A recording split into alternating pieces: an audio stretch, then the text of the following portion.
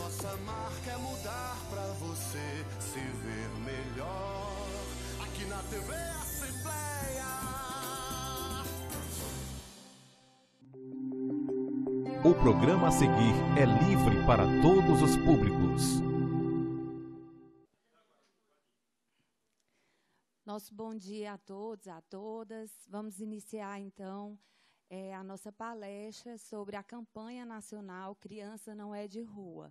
Agradeço a presença de todos, pedindo as bênçãos de Deus por esse nosso novo dia. E para essa palestra, para esse momento, nós convidamos o Manuel Torquato, que é o coordenador da campanha nacional Criança Não É de Rua. Peço, Manuel, que, por favor, tome assento aqui à frente. Nós também contamos com a presença do Adriano Ribeiro, que é coordenador do Pequeno Nazareno, que é uma instituição, um acolhimento, que faz o acolhimento de 31 crianças, trabalha também com as famílias e que dentro do programa também do Pequeno Nazareno, eles trabalham a aprendizagem de 90 adolescentes. Então, nós agradecemos e vamos receber aqui, com muita alegria, o Manuel Torquato, que vai nos explicar sobre a campanha Criança Não É de Rua.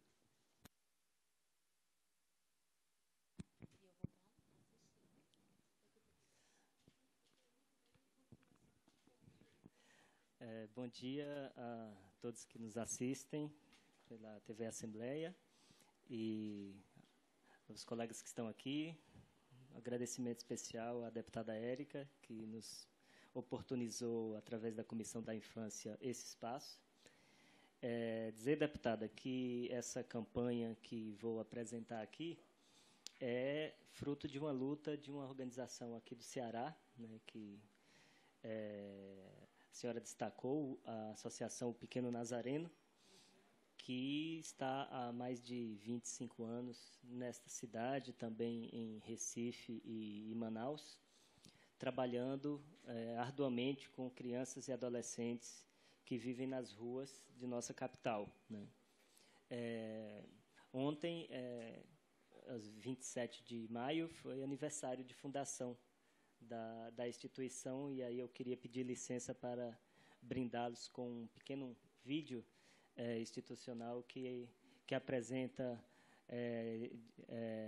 junto com a letra belíssima de um poeta local, né, o Tião Simpatia, que nos brindou com uma música bem bacana sobre o trabalho do Pequeno Nazareno. A gente pode, por favor.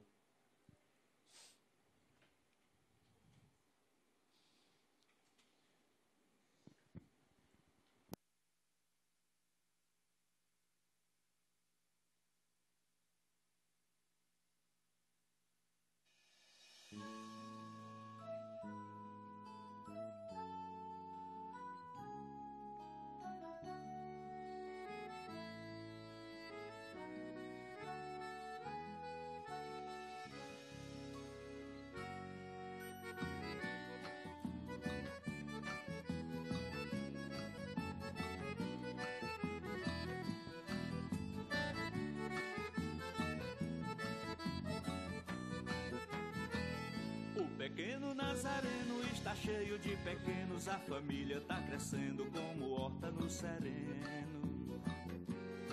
E esses pequenos que não tinham onde morar encontraram seu lugar no Pequeno Nazareno. O Pequeno Nazareno é um sítio show de bola, tem esportes, tem escola, tem cultura, tem lazer. A criançada está sempre animada pra jogar uma pelada, pra brincar e pra correr. Você vai ver que projeto, que grandeza, onde gente e natureza vivem sem se agredir. Essas crianças que antes povoavam as ruas deixaram as famílias suas, mas ganharam outra aqui. O pequeno Nazareno, no nome é pequeno, mas é grande na ação. O Pequeno Nazareno é cada um que acolhe uma criança dentro do seu coração. O pequeno Nazareno cuida dos seus pequenos com amor e atenção. O Pequeno Nazareno está aqui pra mostrar a todo mundo que o Brasil Brasil tem solução. O pequeno Nazareno está aqui pra mostrar a todo mundo que o Brasil tem solução.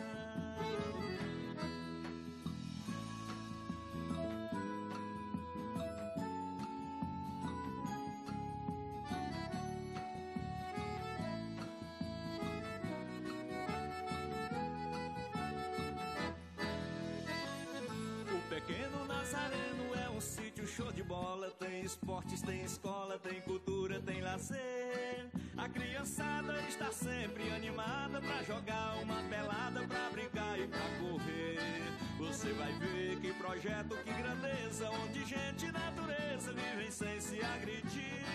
Estas crianças que antes povoavam as ruas deixaram as famílias suas, mas ganharam outra aqui. O pequeno Nazareno, no nome é pequeno, mas é grande na ação. O pequeno Nazareno é cada um que acolhe uma criança dentro do seu coração. O pequeno Nazareno cuida dos seus pequenos com amor e atenção. O pequeno Nazareno está aqui pra mostrar a todo mundo que o Brasil tem solução. O pequeno Nazareno está aqui pra mostrar a todo mundo que o Brasil tem solução.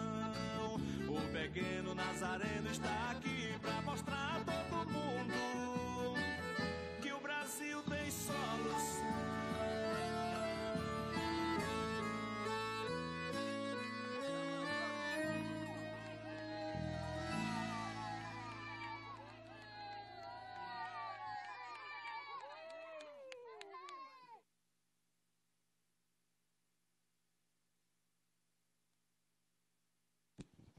Bom, eu soube que a Comissão da Infância vai visitar o espaço lá semana que vem, né? Então, que beleza. Já dei spoiler, né? Então, vamos lá. A campanha nacional Criança Não é de Rua. É um movimento que surge aqui no Ceará a partir de 2005, por uma percepção dessa instituição que a gente viu o vídeo e de outras instituições locais, que a ausência de políticas públicas estruturais, de dados, de uma atenção especializada para esse público, faz com que o trabalho das instituições seja um trabalho de enxugar gelo, né? Trabalho de ir na rua, encontrar a criança, amanhã outra criança, e depois outra, e parece um ciclo interminável, né, que precisa ser interrompido. Então, se percebeu a necessidade de se mobilizar todo o país em torno dessa temática, de dar visibilidade a essa temática, e, portanto, surgiu essa iniciativa, que inicialmente foi abraçada pelo Senado Federal, e em seguida por muitas instituições, pessoas, universidades, parlamentares, em todo o país, né? Então, vou me reportar aqui à minha apresentação, né? Podemos seguir o primeiro ponto. Vamos falar um pouco dos temas que norteiam, né, essa campanha. É uma campanha focada na criança e adolescente em situação de rua e inicia seu trabalho no país fazendo essas 3 perguntas. Quantos são? Que política atende? E como a sociedade os vê? A gente fazia essa pergunta em 2005, e se a gente fizer essa pergunta hoje, quase 18 anos depois, parece que são perguntas ainda muito atuais. Vamos começar pelo quantos são. Primeira coisa importante, o Brasil, o Ceará e os municípios não possuem dados sobre quantas crianças estão em situação de rua, quantas crianças e adolescentes. Então, para nós, isso é um ponto fundamental para a implementação de política pública. Toda política pública tem como boa prática ser antecedida por um diagnóstico, né?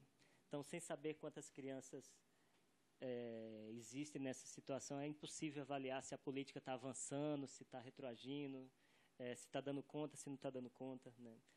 Qual é a relação de oferta e demanda. Não temos esse dado.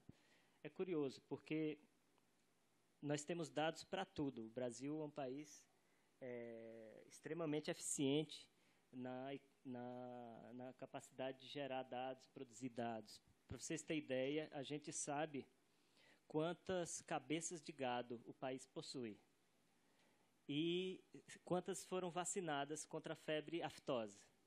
Não é não? E quantas crianças em situação de rua foram vacinadas? Não sabemos, mas sabemos quantos gados foram vacinados.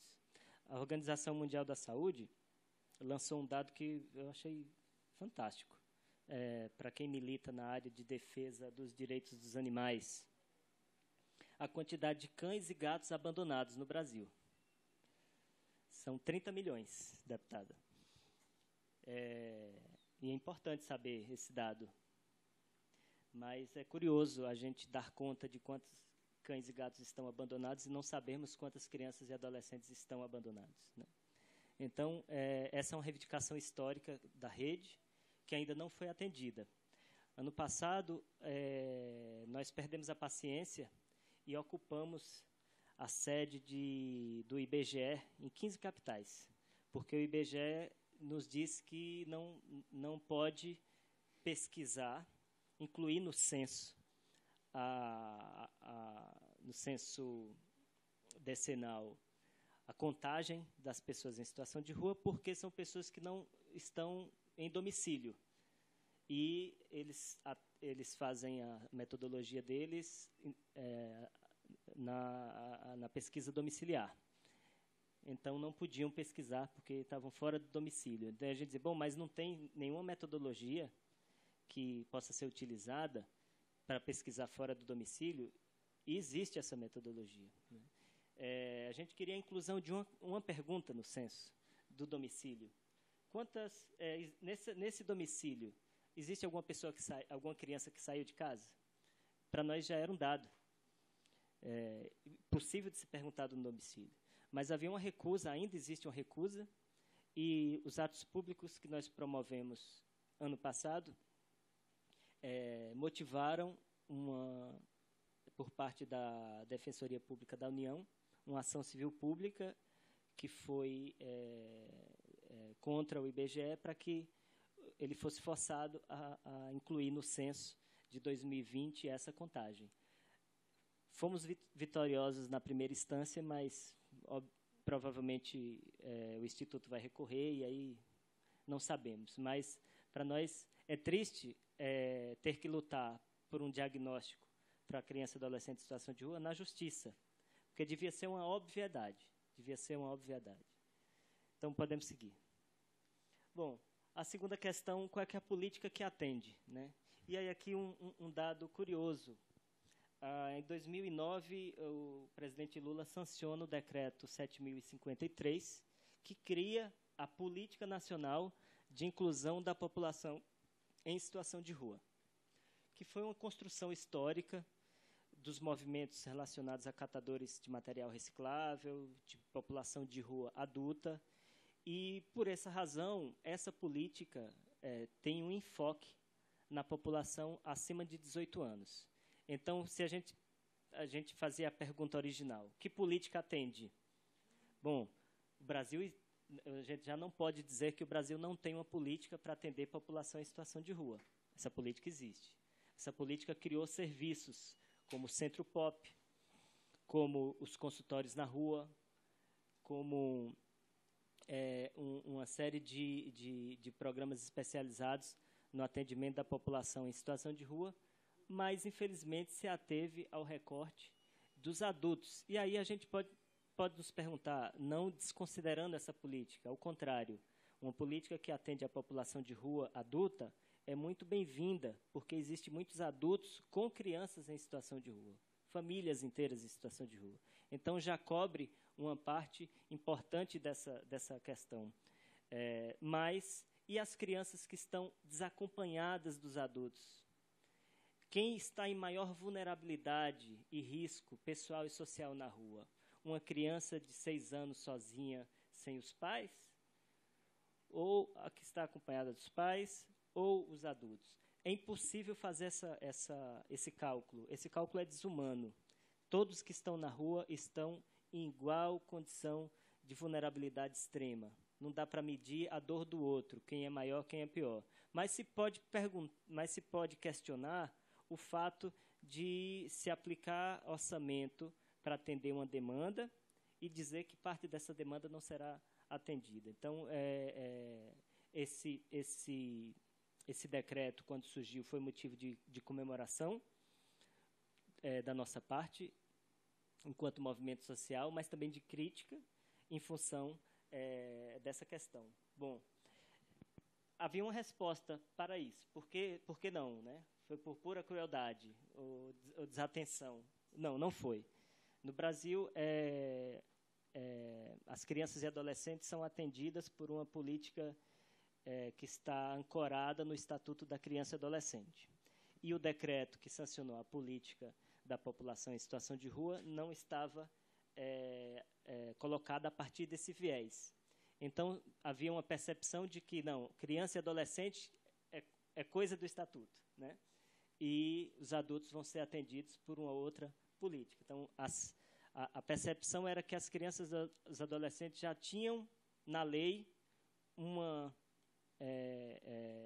um sistema de proteção que estava colocado. E é verdade, esse sistema existe. Conselhos tutelares, né, CRAS, CREAS, a rede de saúde, a rede de educação. Existe uma ampla oferta de serviços, disso que a gente chama de sistema de garantia de direitos, né, para atender crianças e adolescentes. Qual é o problema do nosso sistema de garantia de direitos brasileiro?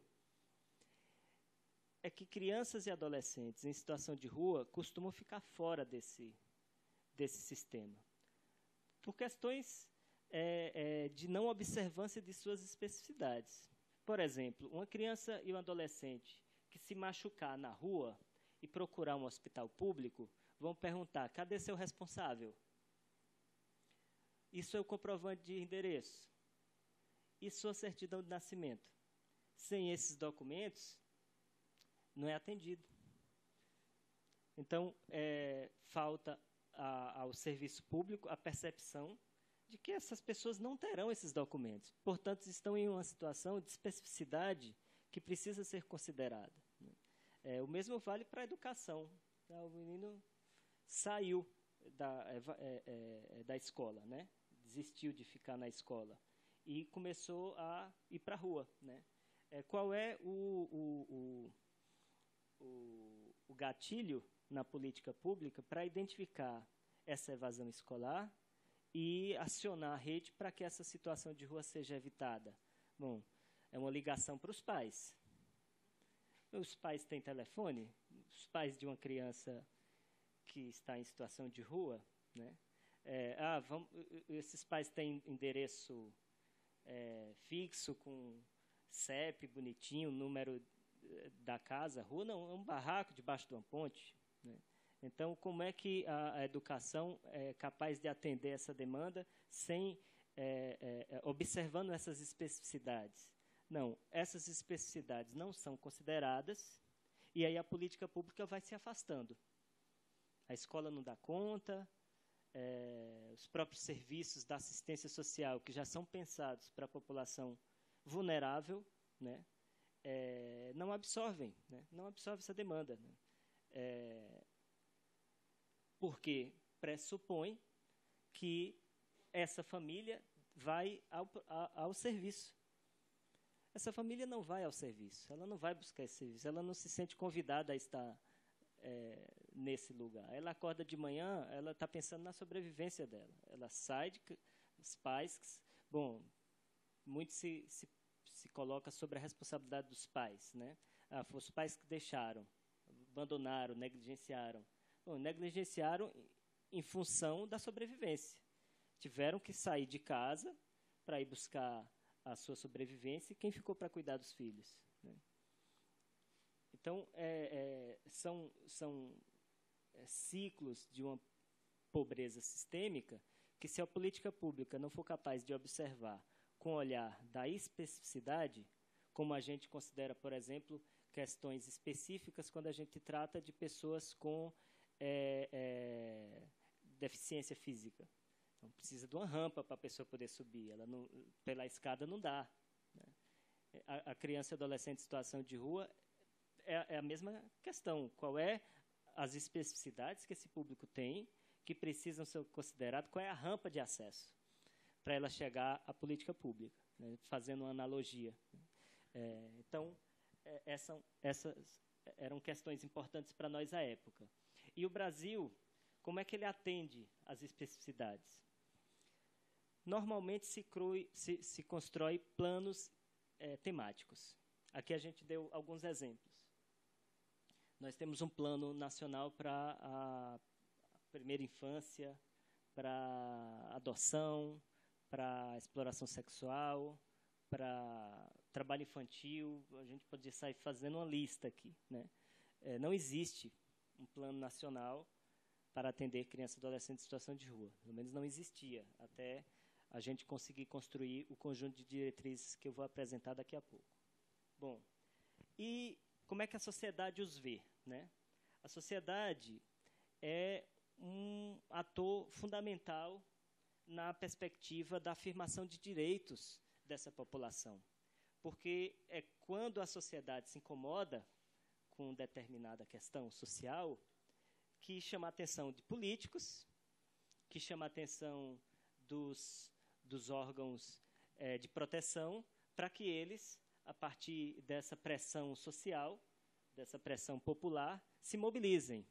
Normalmente é em função de uma adesão da comunidade a um determinado tema que a política funciona, né? Não deveria ser, mas é. E é importante também que a sociedade participe do processo, né? Bom, a sociedade no Brasil, infelizmente, tende a considerar como uma normalidade a presença de crianças e adolescentes em situação de rua. Não que sejam insensíveis. Não. Choca e parte o nosso coração o menino pequeno batendo no vidro do nosso carro, pedindo uma esmola no sinal. O bebê no colo da mãe, no sol do meio-dia, no semáforo. Tudo isso nos sensibiliza bastante. Mas, percebam, é uma violação de direito que está acontecendo ali? Às vezes, a população não observa como uma violação de direito. Se estivéssemos passando pela rua e víssemos um adulto assediando sexualmente uma criança, o nosso olhar não era só de compaixão com a criança, era de perceber ali uma violação de direito acontecendo naquele momento. E partiríamos para chamar a polícia, conselho tutelar, o órgão que fosse, para ir pegar ali atender aquela violência. Nós não temos essa mesma percepção no caso de crianças e adolescentes em situação de rua. É culpa do pai, o menino tem que trabalhar mesmo, é melhor que está roubando, melhor ele estar limpando o vidro do carro do que roubando. Ninguém se perguntou a quantidade de CO2 que essa criança está inalando dos carros. Ninguém se perguntou a quantidade de raios ultravioletas, né? Que uma criança dessa está exposta cotidianamente ao estar na rua, né? Ninguém se perguntou se ela pode ser atropelada, se ela pode ser assediada por um traficante. Qual é o tanto de violação de direito que está ali, né? E a gente não, a gente olha com um olhar de normalidade. Então, essa normalidade invisibiliza essas crianças e adolescentes, torna elas invisíveis. Existem vários testes famosos, vocês podem procurar no YouTube, que atesta esse ponto de vista. Eu gosto muito de uma instituição parceira da nossa rede, lá de São Paulo, que colocou uma criança no viaduto do Chá, um ponto de constante movimento no centro de São Paulo. Uma passarela no centro de São Paulo. Um ator mirim, 6 anos de idade. Suja o rosto dele aqui com maquiagem, deixa o cabelo todo mal tratado, pega umas roupas rasgadas, veste esse menino, dá ele um papelão, senta ali, ó. E aí põe uma câmera escondida aqui. Soltou um cronômetro, 1 hora. 1 hora. Todas as pessoas que passaram, ninguém parou. Ninguém parou. Traz o menino de volta. Vamos trocar a maquiagem dele agora. Veste uma camisa da escola, fardinha da escola, uma mochila, tênis, tira a maquiagem suja, arruma o cabelo, senta lá de novo. Mesmo lugar. Solta o cronômetro. Em 1 minuto, tinham 8 pessoas querendo saber quem era aquela criança. 8 pessoas. Cadê tua mãe? Cadê teu pai? O que é que tu está fazendo aqui? Então, por que algumas crianças importam e outras não importam, né? Então, o estereótipo da criança de rua, o jeito como ela está vestida, os lugares onde nós as vemos, traduz para nós um lugar de normalidade cruel que não deveria ser. Então, uma das questões importantes para a nossa rede é debater não só a política pública, mas também a percepção da sociedade com crianças e adolescentes em situação de rua. Que percepção é essa? Que normalidade é essa? O Disque 100, que é um número para denunciar violações de direito, em 2017, contabilizou 149 mil chamadas. 149 mil pessoas ligando para denunciar alguma violação de direito. Quantas ligaram para denunciar a presença de uma criança e adolescente em situação de rua? 595. De 149 mil. Né? Será se a gente só viu 595 crianças na rua? Talvez eu veja isso num mês, indo e voltando para casa. Não 595 crianças, mas repetidas vezes aquelas crianças que eu vejo sempre. Né? Então, é um dado que nos chama a atenção e que a gente precisa problematizar. De que maneira essa casa apoia uma campanha para incentivar as pessoas a mudar esse olhar, sabe? A gente tem a campanha do 18 de maio, o Brasil todo conhece, né? Uma campanha voltada para o Dia Nacional de Enfrentamento à Violência Sexual. Se eu perguntasse, e aí, qual é o Dia Nacional de Enfrentamento à Situação de Rua? Esse dia existe. Nós, todo ano, fazemos esse movimento. Tem pouca visibilidade. Dia 23 de julho é o dia que nós lembramos a chacina da Candelária no Rio de Janeiro.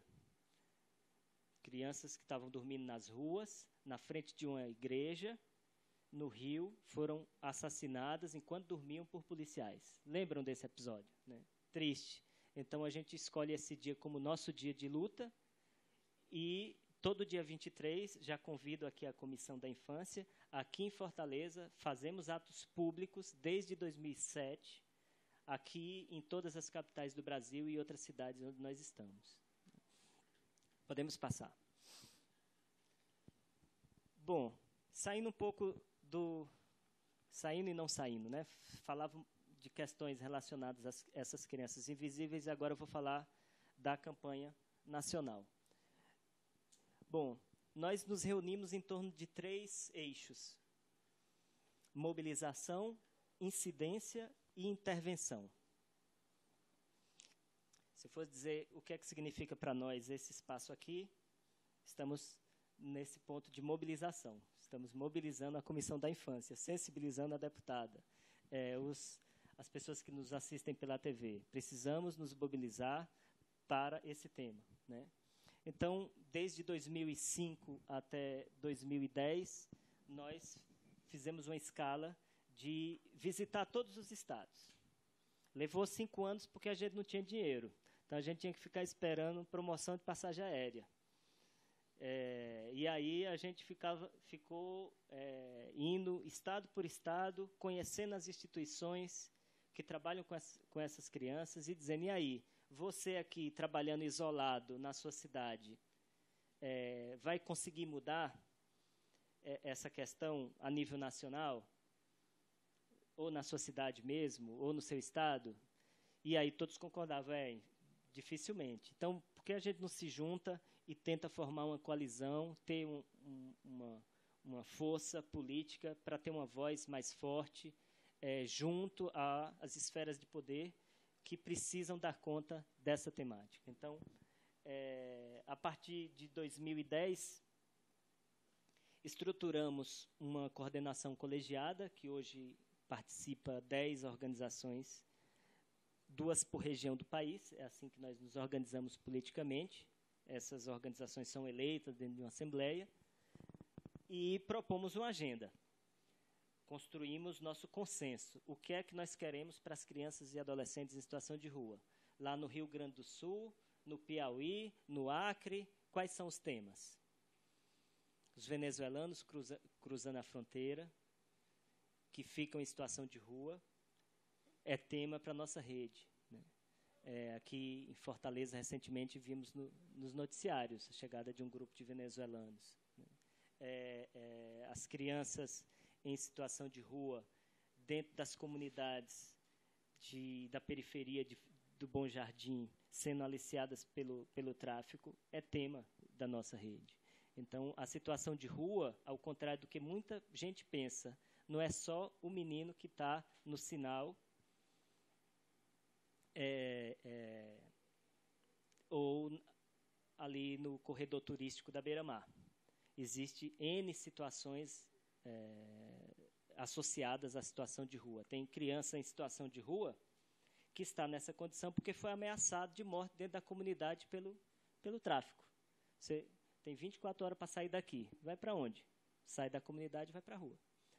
Então, temos crianças e adolescentes em situação de rua por consequência do encarceramento dos pais. Não conhecia o pai. Tinha a mãe. A mãe cometeu algum ato infracional, foi presa. Quem cuidou dos filhos? Ninguém. Para onde foram os filhos? Para a rua. Então, são uma série de questões que demandam nossa atenção quando exploramos essa temática. Bom, aí entre 2015 e 2020, a rede já tinha alcançado todo o território nacional, resolveu expandir para os países vizinhos da América Latina. Hoje nós estamos em 10 países, e para grandes cidades do interior do país, porque estávamos até então, até 2015, localizado apenas nas capitais. Mas existem grandes cidades brasileiras, algumas delas até maior que algumas capitais, cuja presença de crianças e adolescentes em situação de rua é tema recorrente. Né? Então, podemos passar. Bom, a incidência que a rede promove. Né? Aí são as nossas ações. Né? Ações de sensibilização e mobilização, como atos públicos, como eu falei, o dia de ação, o Dia Nacional de Enfrentamento à Situação de Rua, que é o dia 23 de julho, o dia 12 de abril, que é o Dia Internacional. Esse é o dia que a ONU indica como Dia Internacional de Atenção a essa temática. A realização de pesquisas, publicações, capacitação de agentes públicos, a produção de conteúdo para subsidiar as políticas públicas. Né? São coisas muito importantes para nós, porque são instituições que estão há mais de 20 anos nesse tema. Às vezes o agente público fica 4 anos no poder. Qual é o acúmulo dele? Né? Por um sucateamento da política pública, quase a gente não tem pessoas concursadas trabalhando na política pública. Então, são contratos de 2 anos.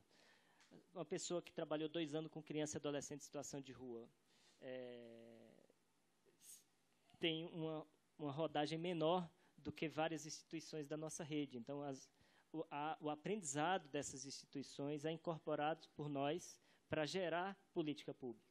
Tem muitas experiências interessantes acontecendo no Brasil que nós damos visibilidade em nome dessa agenda.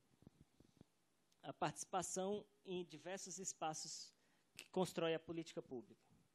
Aqui nessa comissão, nos conselhos de direito, nos fóruns, junto aos organismos internacionais, ONU, CID, a gente quer se meter em todo lugar que discuta direito de crianças e adolescentes, para que se discuta o direito daquelas que estão em situação de rua. Pode passar. Aqui é uma foto de um desses atos públicos, que foi aqui em Fortaleza. Não lembro a data, Adriano, 2007, talvez. A gente resolveu crucificar todo mundo, em nome das crianças e adolescentes que vivem que carregam essa cruz cotidianamente. Era uma alusão aí à Semana Santa, a Sexta-feira da Paixão, e a gente foi com mais de 1000 cruzes lá para Beira-Mar, para chamar a atenção da sociedade que é preciso olhar com cuidado para essas crianças e adolescentes. Pode passar. Aqui, o evento mais recente que a gente realizou, não o mais recente, porque acabamos de realizar um seminário em Juazeiro do Norte, mas antes disso a gente havia realizado uma cúpula latino-americana pelos direitos, aquela sigla ali é Criança e Adolescente em Situação de Rua. Está aí gente de vários países que se reuniram aqui em Fortaleza ano passado e fizeram um debate riquíssimo sobre esse tema. Podemos passar. Bom, e qual é a nossa intervenção, né? Agora falando mesmo no que a gente traz de contribuição para a política pública.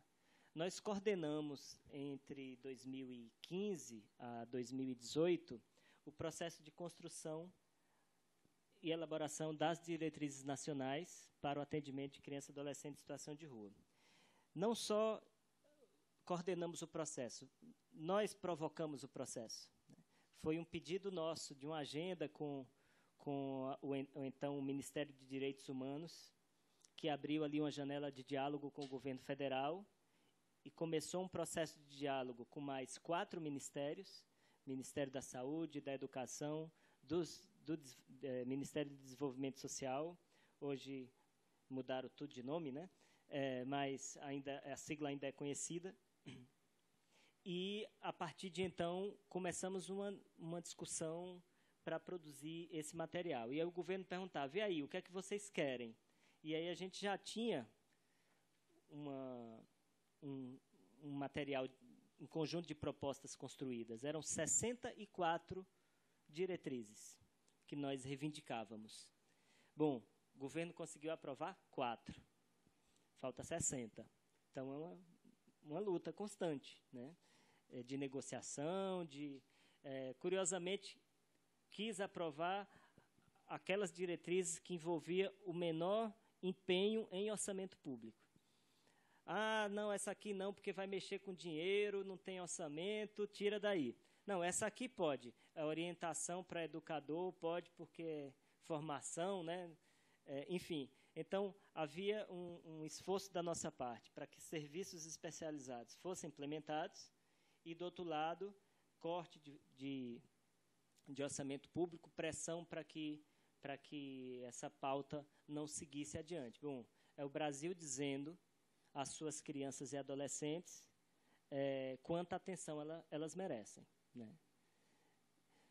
Bom, podemos seguir, e aí entramos nas diretrizes nacionais. O documento, deputada, que foi elaborado com participação de 295 organizações, 796 profissionais de mais de 12 áreas de atuação governamental, e cujo resultado produziu um documento dos quais 52% das propostas foram propostas das próprias crianças e adolescentes que participaram do processo. Ficamos extremamente orgulhosos disso. Dizer, não é uma política de cima para baixo, uma política construída a muitas mãos e incluindo a participação dos meninos e das meninas, que reivindicavam coisas tão óbvias e às vezes tão despercebidas, como, por exemplo, a gente gostaria de ser atendido também no final de semana. Por que é que vocês vão embora na sexta? Serviços fecham, deputada, e os meninos ficam sábado e domingo a mercê. Por que é que não tem serviço para a gente à noite? Só tem até 5 da tarde. Para onde é que a gente vai? Então, reivindicações importantes que foram trazidas ao debate pelas próprias crianças e adolescentes, né? Uma reivindicação recorrente das crianças e adolescentes. A gente queria uma capacitação para a polícia. Polícia? O que é que polícia tem a ver com... É polícia, tio. Bate na gente. É a parte do Estado que chega. Né? A ação de criminalização, de truculência. Bom, podemos avançar. E que diretrizes, afinal, nós aprovamos? Aí, esse monte de número aí é os números das resoluções que foram aprovadas no âmbito do CONANDA e do CNAS. A Resolução 01 de 2016, a Resolução 187 de 2017, a 01 de 2017 e a 203 de 2017. Vamos começar pela primeira. O que trata a Resolução 01 de 2016? Bom, ela trata basicamente de duas coisas. O conceito e a criação de um serviço novo, importante, que é o acolhimento especializado.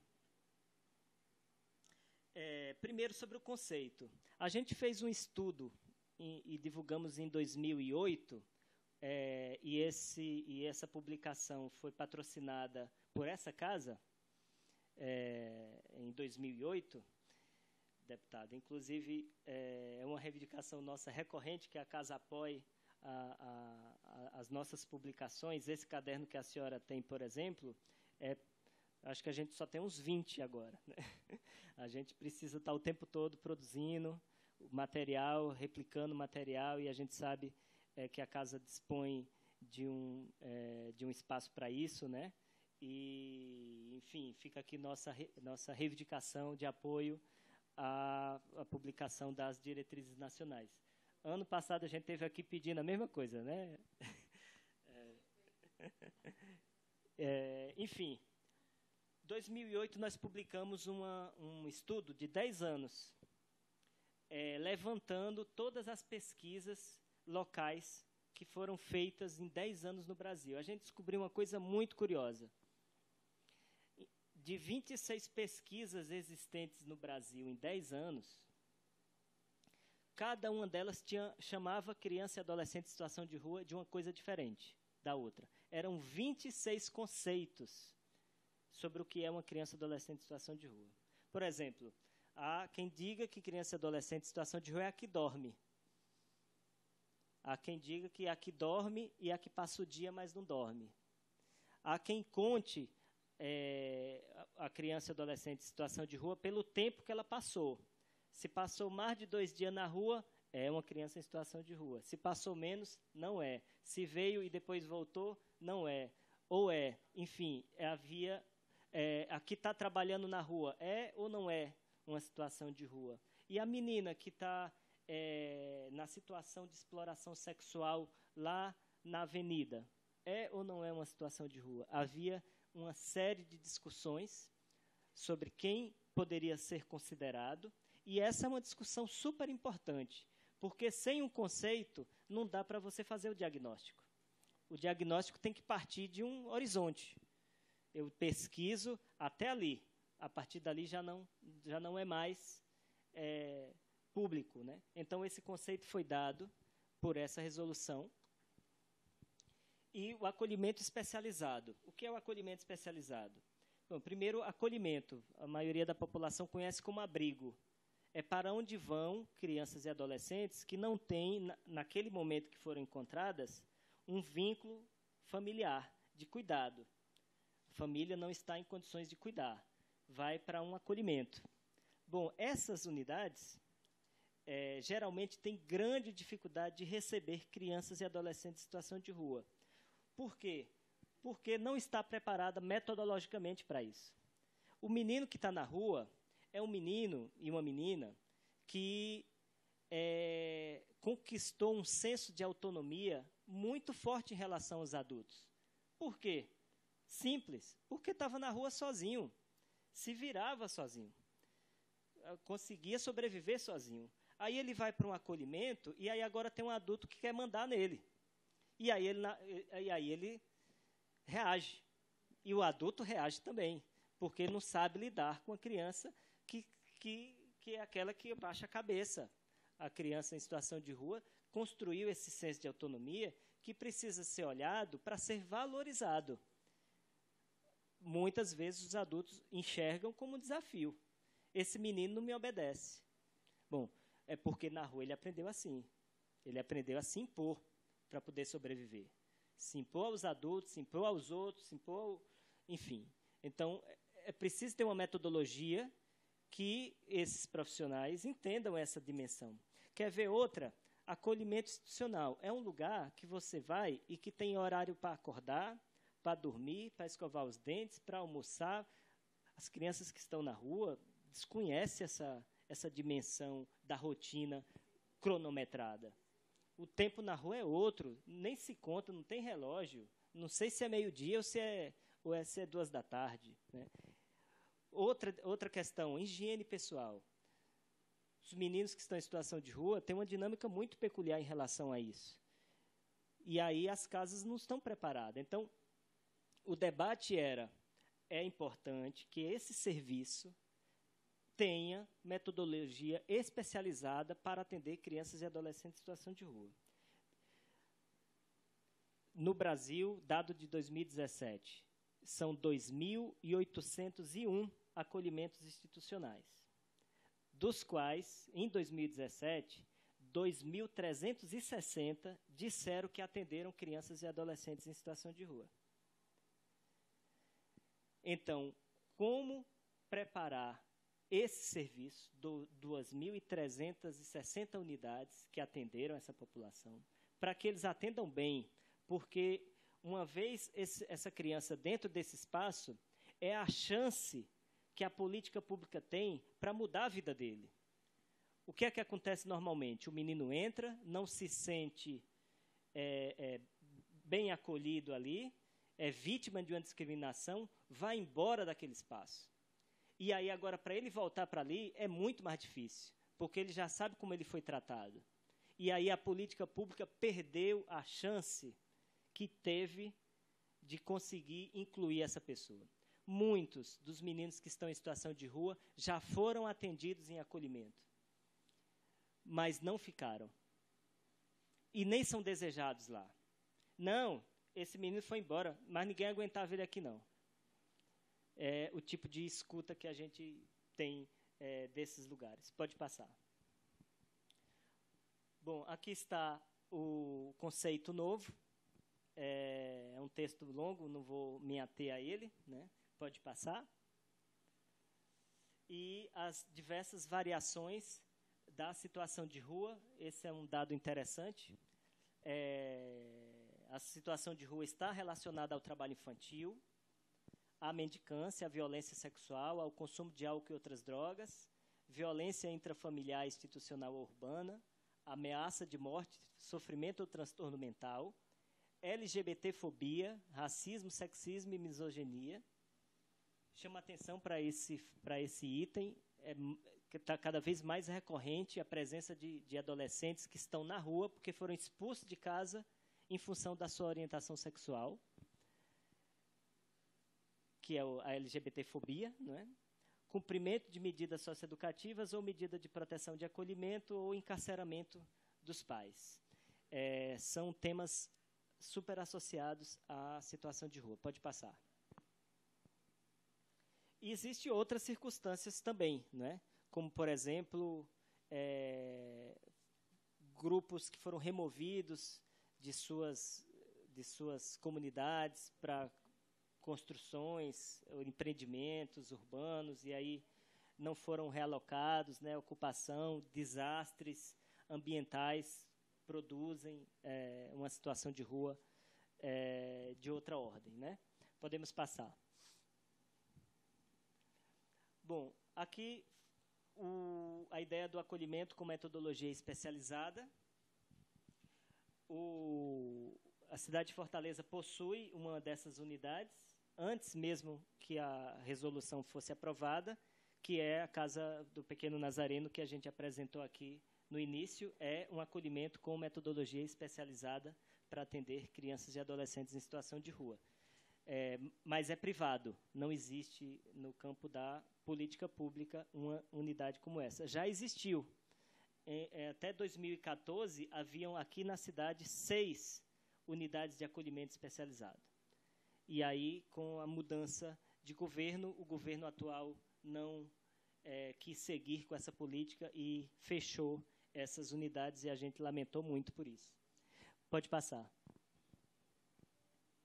Bom, a próxima resolução que foi aprovada pelo CONANDA é a resolução 87, que trata das orientações nacionais para educadores sociais de rua, né? É um conjunto de parâmetros metodológicos de como atender uma criança que está na rua. É possível forçar a criança a sair da rua contra a vontade dela? Isso funciona?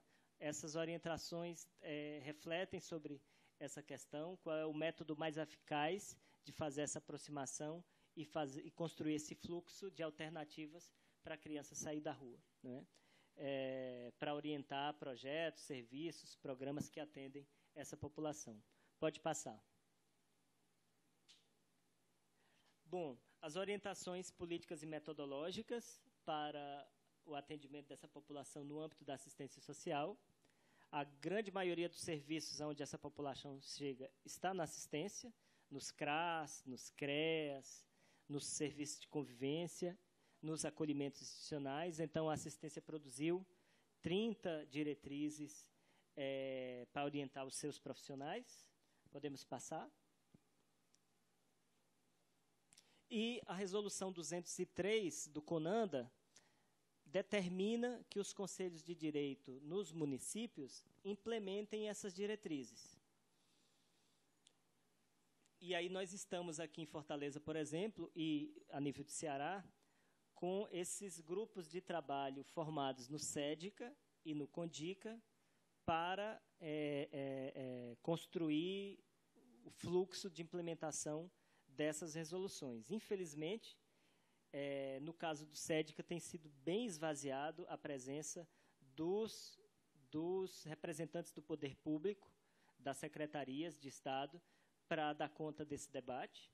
No CONDICA, estamos avançando um pouco mais, mas ainda está longe o momento que a política pública na nossa cidade e nesse Estado tenha a adesão forte a esse tema. A gente não consegue perceber isso acontecendo na prática, né? Podemos seguir? Próximos passos, né? Bom, deixo aqui o nosso convite para adesão do seu gabinete, deputada, e da comissão à campanha. Ingressar na rede, fazer parte das ações que a rede promove é o meio de aderir à rede, né? Nós não cobramos taxa de anuidade, é uma adesão voluntária e um trabalho de articulação enorme, né? Precisamos de muitos braços. Implementar as diretrizes é nosso próximo passo. A gente construiu esse documento, aprovou isso enquanto normativa nacional. São as primeiras normativas nacionais que o país possui nesse tema. Agora elas precisam ser implementadas, né? E aí é outro esforço junto aos órgãos e políticas públicas para que isso aconteça. E aí, deixo para as questões que vocês queiram trazer para o debate.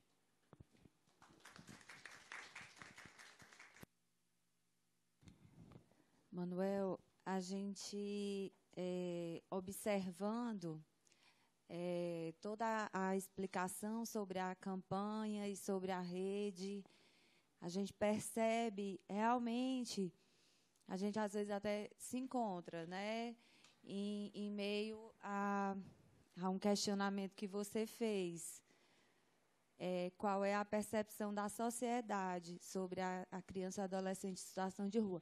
Porque muitas vezes essa questão do conceito está formulado, né, de se estar claro para as pessoas. Costumeiramente, por exemplo, a gente vai à Avenida Beira-Mar, aqui em Fortaleza. Quantas crianças são vistas ali na calçada, no calçadão, indo para lá, vindo para cá? E eu acho que talvez a maioria das pessoas subentendam que essas crianças têm uma família ou estão com a família ali, né? Mas é um fato. Ninguém, ou quase ninguém, para perguntar, né? Algumas vezes, quando eu sou abordada para, tipo, tia, compra aqui esse bombom, compra esse chiclete para me ajudar, eu pergunto, né? Você tá com quem?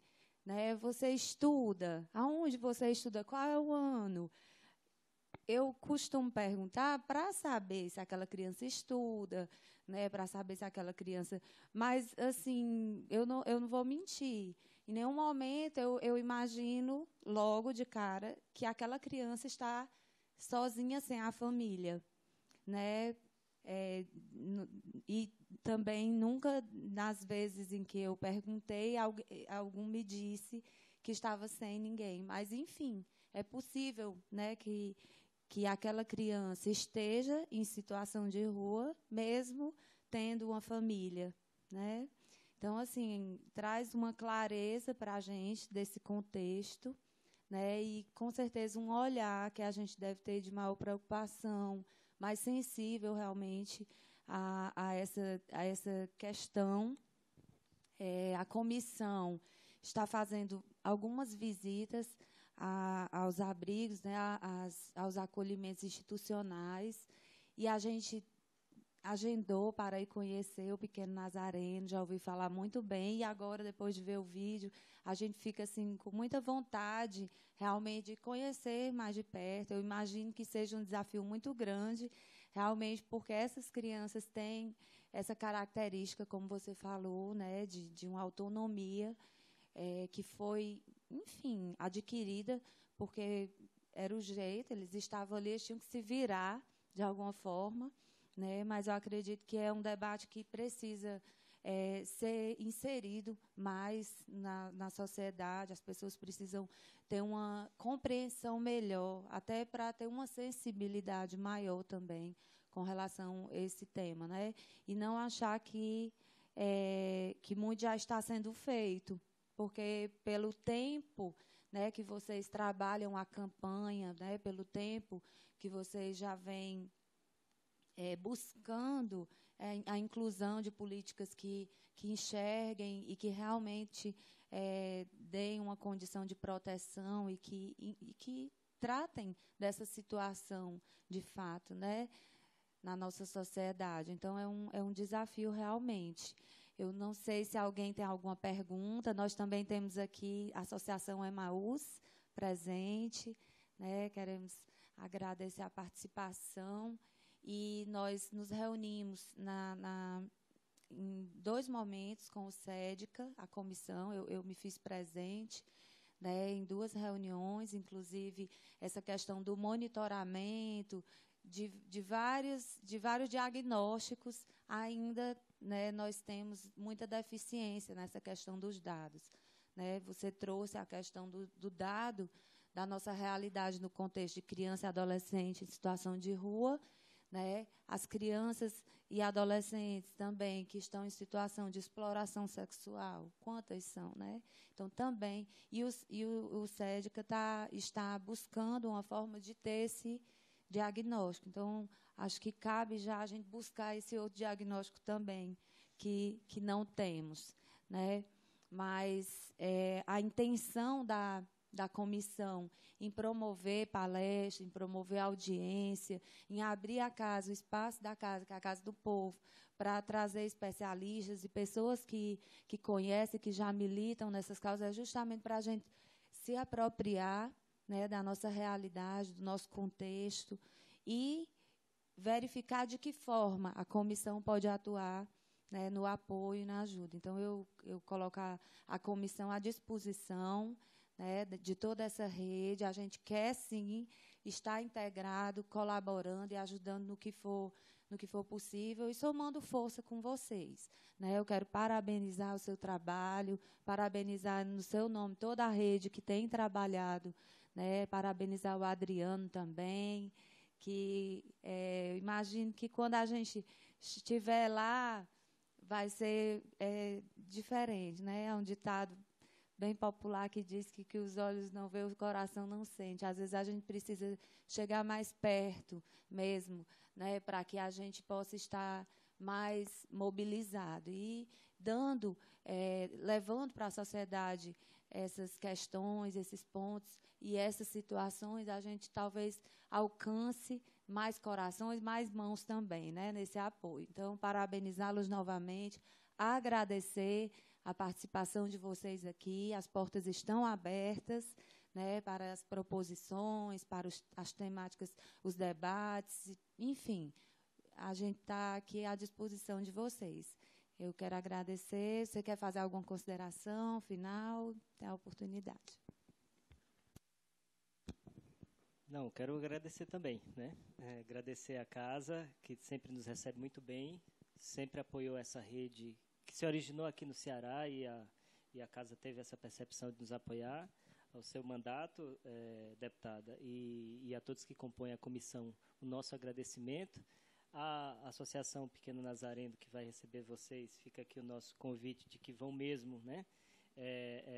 Passem um dia gostoso lá com os meninos, ou amanhã, que seja. Aproveitem esse momento, porque é rico, é uma oportunidade que vai ficar à memória, né? Para a memória da comissão, e fazer o apelo a todos que nos escutam, que nos veem pela TV Assembleia e nos escutam pela Rádio Assembleia, né? Que sem a devida mobilização da sociedade em todas as áreas, em todos os campos, né? Aos empresários que podem ajudar apoiando com vagas para aprendizagem nos programas de aprendizagem que existe, né? As pessoas que podem fazer doações às instituições que atendem esse público pela conta de energia e por outros mecanismos que as instituições possuem, né? E mesmo o olhar, a mudança de percepção da forma como olha, da forma como encara esses meninos, para não produzir mais discriminação, né? Para não produzir mais preconceito, e aos políticos dessa casa e das outras casas parlamentares nos municípios e a nível federal, né, a possibilidade de que aprovem mais matérias nessa temática, que liberem orçamentos para que as políticas públicas não sejam contingenciadas nesse tema. Esse é o nosso apelo final. Tá ok. Muito obrigada, Manuel. Muito obrigada a todos os presentes. E um bom dia a todos que nos assistem. Que Deus nos abençoe.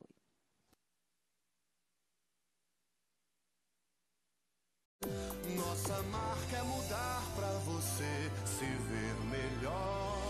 Aqui na TV Assembleia.